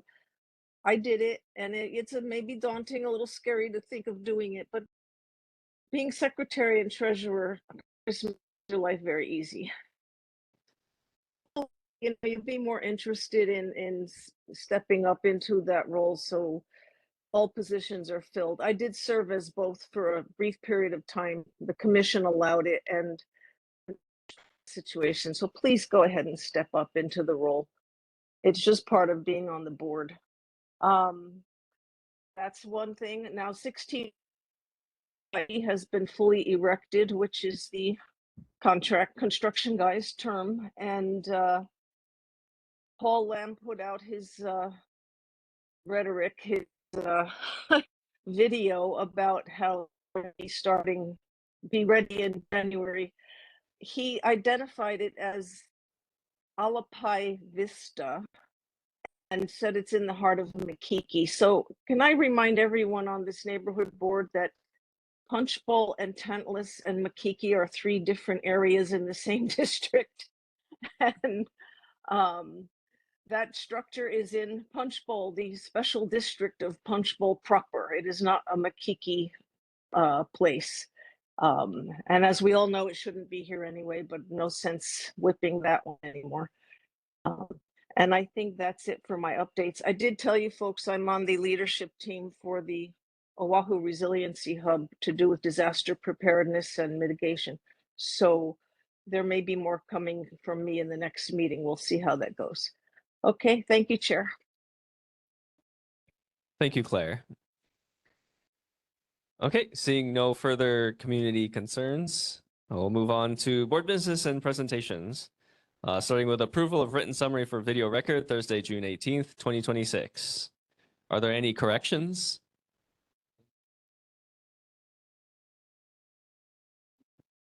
Okay. Seeing none, we have our minutes. Next up, we have the candidate forum permitted interaction group. Did you guys have a chance to meet? Oh, right. Did we meet? No. Okay. We Okay. get together after this meeting. Okay. Yeah. Okay, so Steelquist says he'll try and get together after this meeting. Thank you, Steelquist. Moving on to Honolulu Complete Streets, Wilder Avenue Safer Streets Initiative, Kaylin Bubaloff.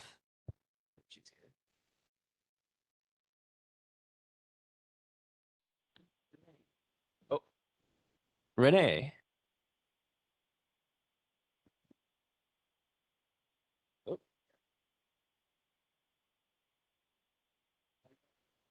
Oh.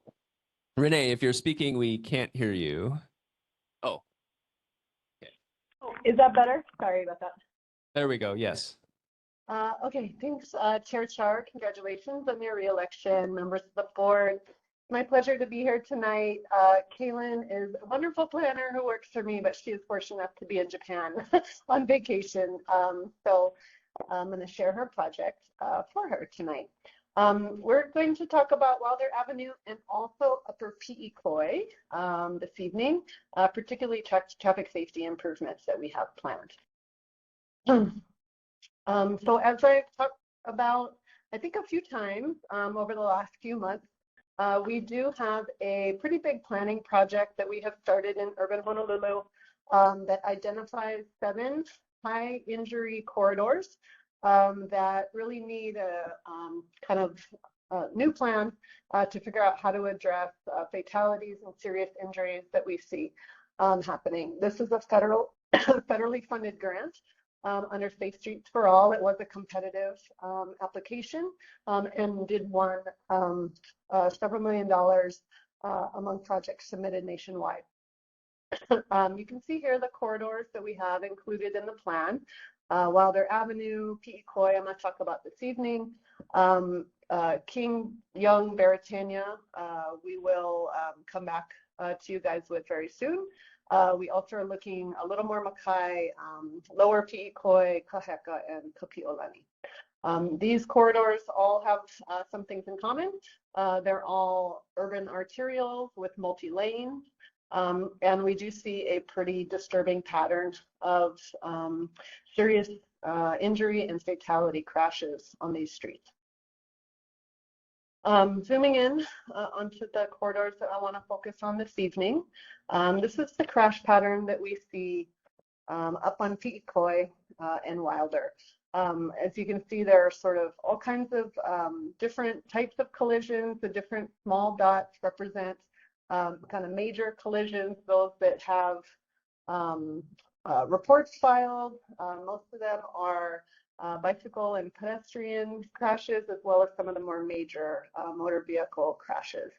The corridor itself is overrepresented on the island in terms of crashes, and then we also have a few intersections that also are of particular concern to us.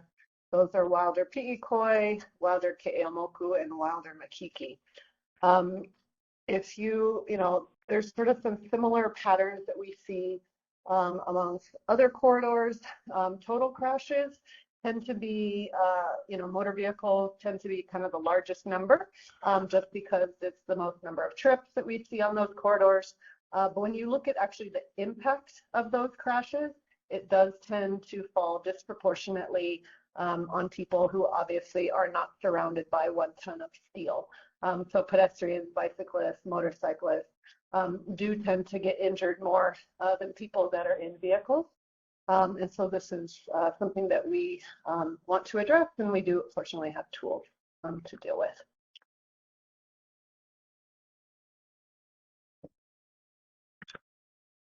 So existing conditions, you guys of course are very familiar with these streets.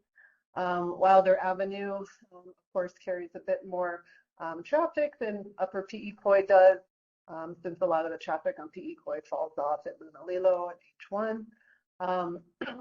The main area we're looking at on Wilder is from Pensacola to Punahou. That's kind of our high injury section.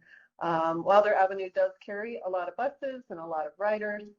Today it's, you know, 4 lanes, 2 in each direction. The roadway width on both varies pretty significantly. We do have some roadway widening setbacks that have been done as part of more recent development. The speed limits on both are 25 miles per hour.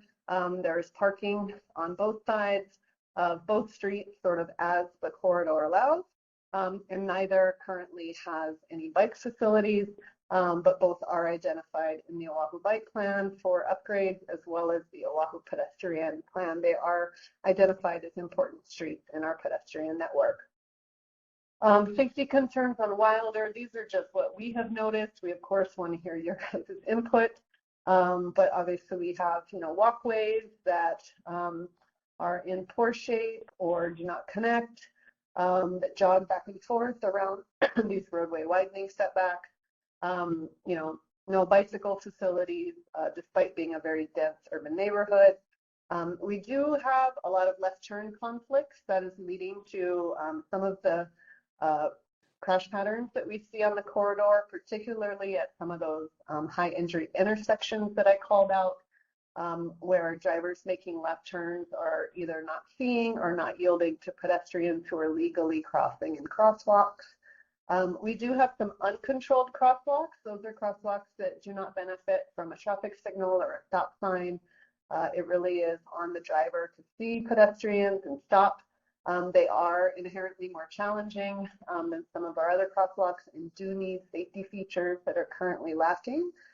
Some of our bus stops are, you know, lacking amenities. You can see people here kind of waiting for the bus, you know, sitting in the shade, on the grass, on the dirt. And then of course, long pedestrian crossings at some of the intersections, most of the major intersections, the crossings are probably twice as long as they really need to be. Upper Pi'ikoi Street has some similar issues. The walkways again are kind of disconnected. You know, maybe isn't a big deal if you are able-bodied, but obviously if you're in a wheelchair, any kind of assisted device becomes extremely challenging to navigate. No bike facilities, so we tend to see bikes, scooters, all kinds of wheel devices. Unfortunately on sidewalks, which can be narrow, and of course we have a lot of kupuna using our sidewalks, so that's not the appropriate place where we want wheeled devices. Again, long pedestrian crossings. Pi'ikoi is quite a wide road up here, despite having just a fraction of the traffic that it has in more Makai areas. And then some very kind of ad hoc, I guess we'll call it creative, parking arrangements out there as people are trying to take advantage of the space that is created by some of those building setbacks. So knowing that we have a fair amount of challenges and a unfortunate crash pattern on these corridors, right? Now we start thinking, okay, how can we improve things? How do we make these corridors safer? I'm sure most of you have seen some of these graphics before that, you know, to start, we need to create more complete streets that are not just designed for vehicles, you know, with sort of very small pedestrian accommodation at the side. So that is dedicated and protected facilities for people who are walking, rolling. But then the second piece we have to do, we also have to make sure that speeds on the corridor are appropriate for all of the urban activity that is happening out there. You know, Keiki walking to school, people walking in the evening hours. You know, the way that kinetic energy works is that it is a exponential relationship, right? So if you hit somebody driving 20 miles per hour, there's about a 90% chance that that pedestrian will survive. But if you hit someone going, say, 40 miles an hour, double that, the chance that they survive is not cut in half. It's actually a small fraction of that. So it's not a linear relationship between speed and survivability. This is critical in our urban environments, and particularly in very dense Makiki. Renee. So, yeah. If I could ask that you I guess try and summarize your remarks so we can ask questions. Yeah, for sure. So you guys know what complete streets are, right? They look different in every neighborhood, and we're here to try to figure out what that looks like in Makiki. And so the project is looking at multimodal kind of safety improvements along the corridors. Things we're looking at include sidewalk upgrades, curb ramps, accessibility improvements, crossing improvements, curb extensions to shorten distances, traffic calming, like some of the raised elements we've seen in other parts of the district, and bus stop improvements, roadway configuration, and provision of left turn facilities, dedicated bike facilities, and of course changes to maybe traffic signal operations, things such as dedicated left turn phases. And so we are just at the outset of the project, and so we're seeking public feedback. We do have a new web map online with the corridors identified, asking people to identify issues in the neighborhood and potential solutions. And we are starting to roll out our public meetings. So we are planning to host a public meeting on August 18th to talk in particular about these two corridors from 6:30 to 8:30. We have applied to have the meeting at Makiki District Park, which was available, but we haven't gotten final confirmation yet. So just kind of marking that location as tentative for now, and we will send a confirmation to the board as soon as that is done. We are looking at long-term solutions as well as short-term solutions. The corridors listed here, Wilder, Beretania, Pensacola, and Pi'ikoi, are all planned for repaving within the next year or so. And so we have a near-term opportunity to get some of these safety improvements out on the street, those that only require striping and signage changes, not necessarily things that are full capital improvements like concrete. And so we'll be sharing some of those kind of ideas at the community meeting on what we think, you know, that we can accomplish in the short term as well as the long term. We are doing that because we have a complete streets law that says with every transportation project we have, every paving project we have, we must implement complete streets and safety improvements. And so we do have these great opportunities in front of us. So that's the end of my comments. This is just a QR code to our website where we're keeping updates on the project and of course more information on the upcoming event. Okay, thank you very much for the presentation, Renee. Are there any questions, Janelle? Hi, Renee. Thank you so much for presenting to the board today in regards to the improvements off of Pi'ikoi and Wilder. I think the one question, and it doesn't have to be answered today, but keep in mind, people are going to ask how many street parking units are going to be eliminated with this. So that's probably going to be the biggest concern with this improvement. So if you guys can have the numbers or how many spaces will be limited? Thank you. Yep, I hear you. Wilder, we'll probably see some reduction. Peacoy, we're hoping we may be able to even add some additional parking spaces within some of those setback areas, maybe some angled parking and things. So we're aware of the district sensitivities and we'll bring that information. Thanks, Janelle. Thank you. Thank you, Janelle. Chuck. Yeah, thank you for your presentation, Renee. Piggybacking off of Janelle's comments about parking, regarding the parking that's going to be taken for bike lanes, especially, do you guys actively go out and get input from the local community in the immediate area? And do you have a study that justifies you taking that many stalls out of circulation? Yes and yes. We are here tonight. We are going to do a mail out to the neighborhood to let everyone know about the event and the project. We also tend to walk the neighborhood for people who we can't reach otherwise. But if you have other ways to reach communities, if you have AOAOs or whatever, please let me know. We're always looking for opportunities to reach more people. In terms of the studies for parking impact, we do have studies that show utilization and the number. But we're going to try everything that we can to preserve as much on-street parking as possible. But of course, the public safety is our #1 mission, right? So we hear the importance of parking, but when we know that we have safety problems like this persisting, unfortunately, we can't allow that to trump the public safety. So it's, we're looking to you guys to help us find that balance. But I do hear the sensitivity, and we promise we are trying our hardest to maintain what we can. Thank you. Thank you, Yep, Chuck. thank you. Oh, okay.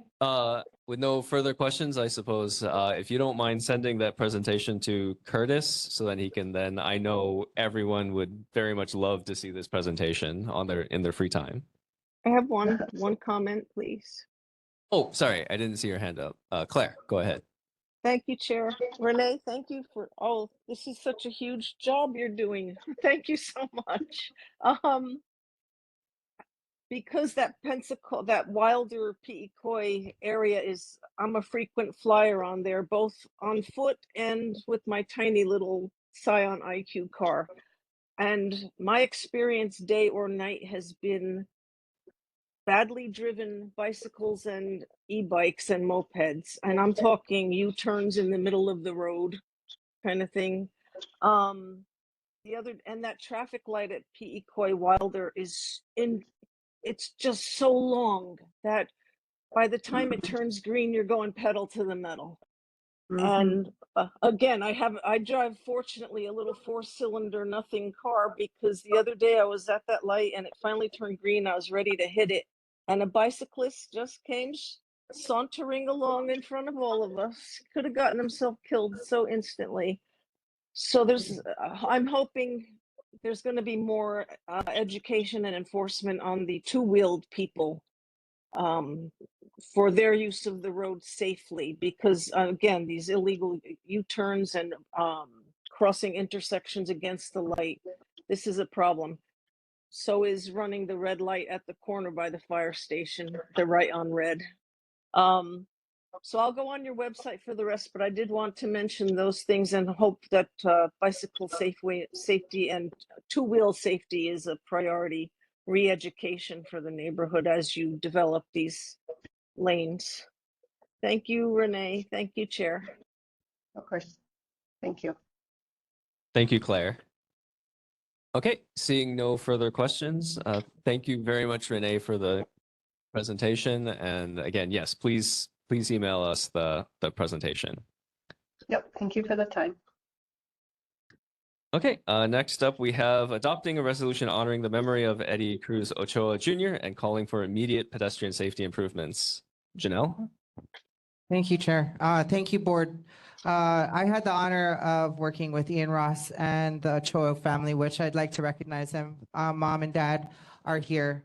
And this is very important for our board. The original draft that's in our minutes, unfortunately, is not the one, and I resent a link to the newer one to, of course, our advisor and to Chair Char in regards to the updates that Mr. Ochoa and myself had edited along with Ian Ross. So please take a look at those. We'd like to go ahead and move that forward with any additional edits so that we can look at it as a board. And this basically piggybacks off of what we discussed earlier with public safety, especially in regards to the unfortunate death of course, Eddie. Thank you. So if you guys have any additions or edits in regards to this resolution, I am open to that along with the Ochoa family.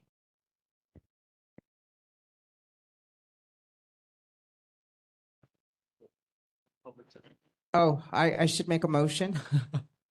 I do make a motion to go ahead and present the edited version of the resolution, which was distributed to the board members in place of the version included in the meeting agenda for purposes for discussion and consideration. So yeah, motion to adopt the resolution. Second. Okay, and this is an opportunity for public testimony. Did you get?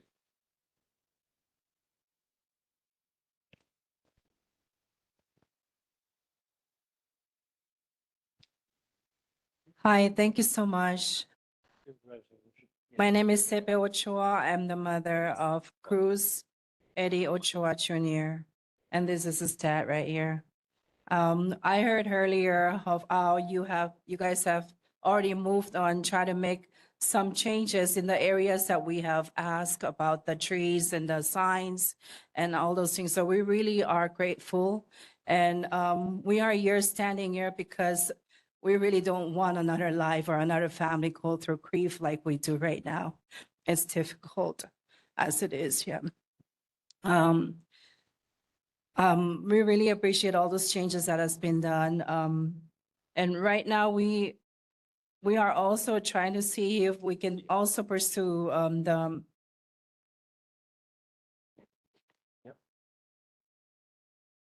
to have the hum installed at Kewalu, even though those things were the signs and the trees and all those things were done, we still feel like it still need to have a hum or something right there, because like the last time we were here, somebody was just right here and going over there, and they said that they almost got run over at the same area, and I'm afraid that we when we wait, it will lives will be taken as our son was. We're here just asking that you help us to see if it's possible to pursue that, to look into that even more, or even to do it quicker. I know the last time it was mentioned to have a study, but I feel when you're waiting for that study to come about, people's lives will be taken. And I feel the urgency of refocusing on this and reissued or sharing with you again how important it is that we look more deeper or try to do even faster. I'm afraid for lives. I'm standing here not for just for my family, but to stand for the lives of people around in that area. And we don't live in that area, but I'm still afraid because it's just coming from the freeway, and that's the first street. People are still in the momentum of going fast, even though it's a turn, they still goes fast right after that. And we experienced this because right on that day after our son passed, we went there, and I was afraid for my family because my family were trying to indicate like slow down, you're too fast. But then people are just going by so fast, and I'm just afraid someone's life will be taken again. Thank you.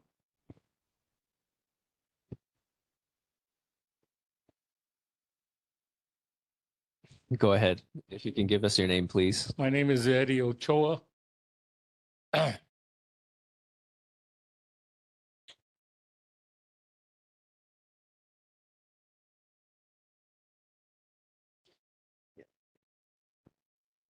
I'm never the same no more. And if you're able to put those things there, I don't want no man to ever feel the loss of their son. He's my firstborn son. And I pray that none of you guys ever feel the pain I have. I'm not the same no more. I lost my joy. But if you guys can help put some things out there for these people, you know, another man, he don't want to feel this. I just want to thank you if you pass it and put a thing there for my boy. And he has a lot of friends and everybody would appreciate it. And I would too. This way I can say we did something to stop another death from a young man or a young woman. You know, you guys feel our hearts. You can feel the pain that we have. And I just don't want nobody else to feel it because it's killing me. I'm not the same. And I think I'll never be the same. But thank you if you guys do pass it. Okay, thank you. Thank you for bringing it to the board. I just want to add on to this that we asked a petition to see who would agree with us, and it's only 2 days ago that we put it up. It's over 500 some people that has already agreed, and these are friends that we're asking. It's not just anybody out there in the States out there, it's here. They agreed to this, so thank you. Yes. For the resolution, I would like to also propose the petition be attached to the resolution and then present it to the elected officials should our board pass it with a signed signature of names, if that's okay with the Ochoa family. I second that. Thank you. Okay.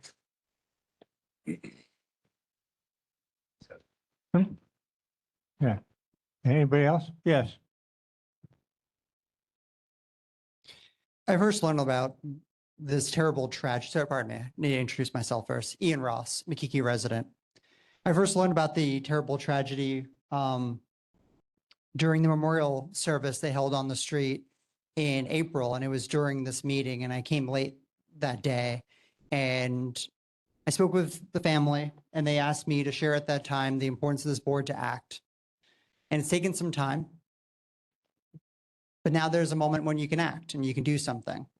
I think we all know, and speaking as someone who was a veteran of 8 years as neighborhood board, there's a whole lot of discussion here that can't always lead to things. But it's always important to have those discussions anyway. That's the place.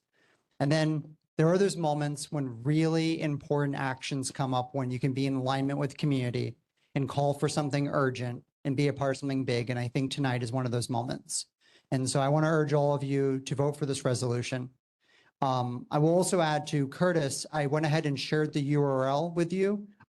If you want to be able to share the petition on the screen, I'm not sure the rules on that one, but I want to extend that is an option.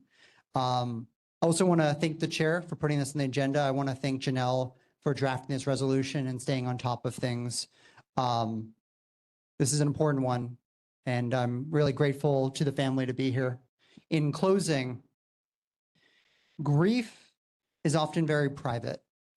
And I'm not sure the family had that option because from everything I've heard about Cruz's life, he was public, he was well known. Going to the funeral, it was packed. And the fact that they want to transform their grief into love and aloha for the people of this community, I think is really beautiful. So I just want to thank the family for being here and for sharing their words. Anyone else want to speak? Yes, come on.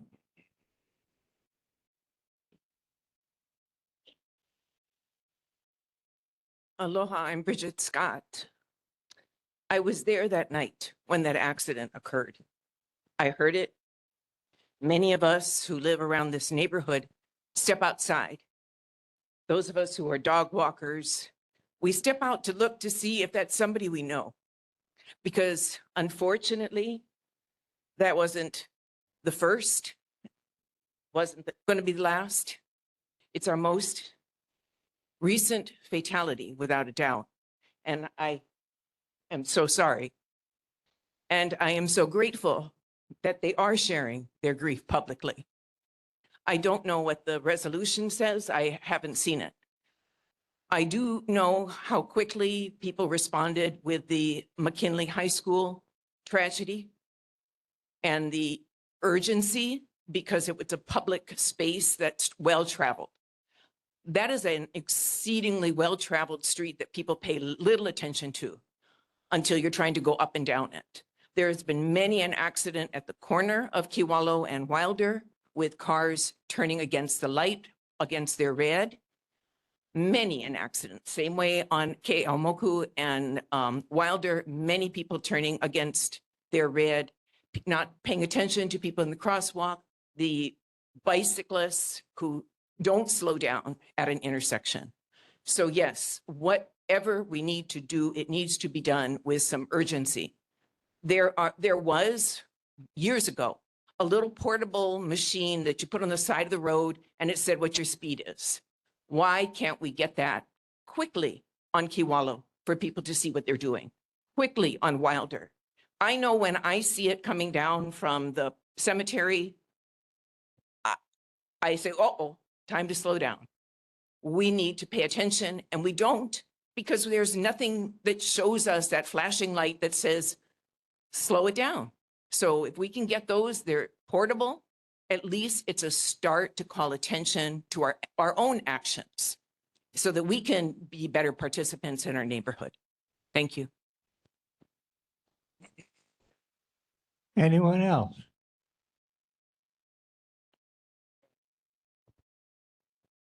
Seeing no further comments, are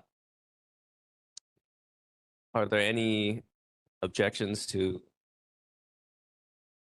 adopting the, I guess the amendment to add the petition to the resolution? Seeing none, the amendment passes. We'll add the link from the petition to the resolution. Are there any further comments? Yes, can I, Yes, Adam. is there any way that I can request the minutes to, for that, because the OMPO, Ohio Metropolitan Planning Organization, dealing with traffic and organization of metropolitan roads, can we switch Nice Neighborhoods Committee report with that real quick so I can address something that is correlated with this? Yeah, there's not going to be a report. Okay. Yeah. Okay, so Yeah, you're good. I am the advisor, citizen advisor on the Citizen Advisor Committee for the OMPO, which is an organization started for a federal mandate to help plan and create roads and for the island. All transportation, buses, bicycles, everything, boats. I've been on it for about 3 months now. My first day, it happens every month. My first day there, I made the mistake of being an advisor in my community and saying something about a road that needed to be looked at. And they told me that that was not the place for me to have that question, that I needed to contact somebody else. We just got over a meeting just now, a presentation about safe roads and all the things they're going to do for our roads. And then Janelle wisely asked, you know, where their information's coming from and is it actually coming from the community? Well, I would think that that would be my job as the advisor to be able to be heard in a meeting that was mandated by the federal government. So it upsets me to a point of hostility when things like this happen and progress is happening without listening. So I'm going to be sending a nice letter to the OMPO and to the Complete Streets organization to see about making sure that proper communication is actually being heard on a community level and not just, you know, run of the mill, just thank you very much, goodbye. So that's my OMPO meeting for today. I'm done. Thank you, Adam. Are there any objections to adopting the resolution? We have a resolution.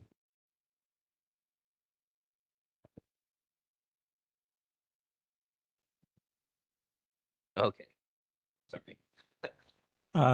Do we have any copies of the police report dealing with this accident? We can get that.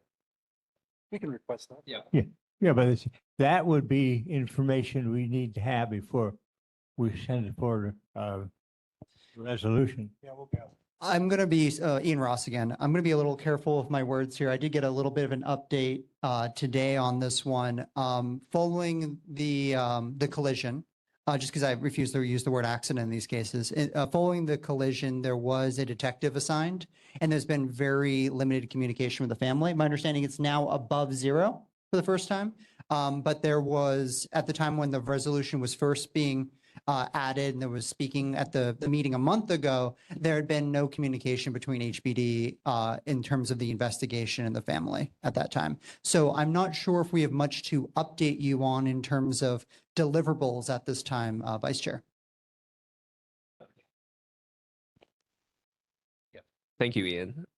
I'd like to also ask if I can get, maybe at the end, we just get your emails, because I'm gonna probably CC your email, your email address when I email both the OMPO and Safer, the Complete Streets organization, addressing, if you don't mind, so that you see what's going on. Thank you, Adam. Janelle. Thank you, Chair. Ochoa family, I'm sorry that this tragedy had to happen, and I'm very sorry for the loss. I'm hoping that this resolution resonates with our elected leaders as well as the people that make the decisions to make our streets safer. I'm also hoping that the petition signers that sign that also hold our elected leaders accountable, making sure that our streets remain safe at every level. And we need to have that open discussion, like Adam said, with the different departments.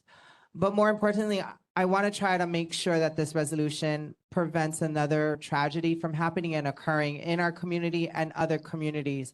So I encourage all other neighborhood boards to look at this resolution and try to pass that within their own neighborhood boards, so that we have a collective around our entire island. So again, I apologize. My heart goes out to the Ochoa family and the friends, and mahalo for holding us accountable as your neighborhood board members, so that we can make it better living here in Makiki District.